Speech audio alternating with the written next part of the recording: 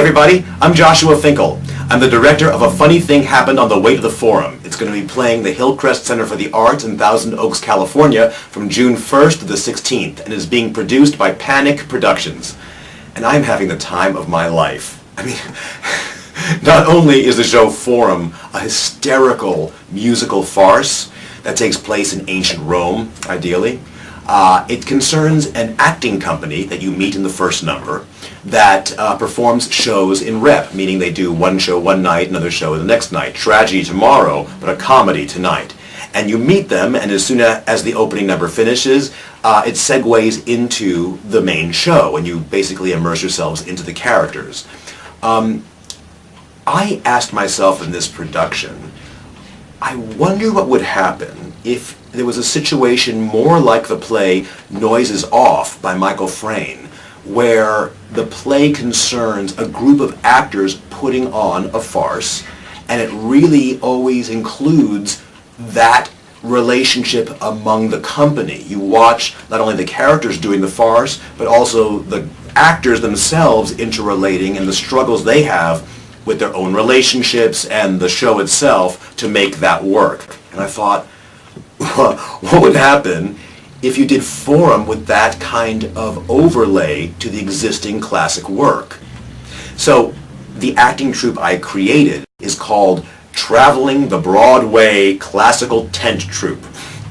And they're kind of like a B-team, low-rent, ramshackle group of classical actors that have a very grueling rep schedule where daily they all pitch a theater tent that they perform inside of, do one of their classic plays that's kind of warped and twisted, melding modern themes with classical works, things like Dr. Soust, yes, instead of Dr. Faustus, The Cherry Torture instead of The Cherry Orchard, School for Sandals instead of School for Scandal.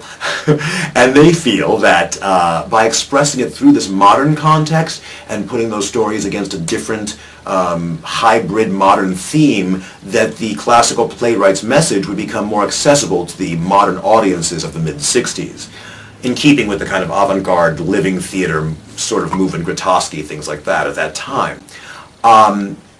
Sadly for the theater company, for our troupe, that they think it's much cooler than the audience or the critics do.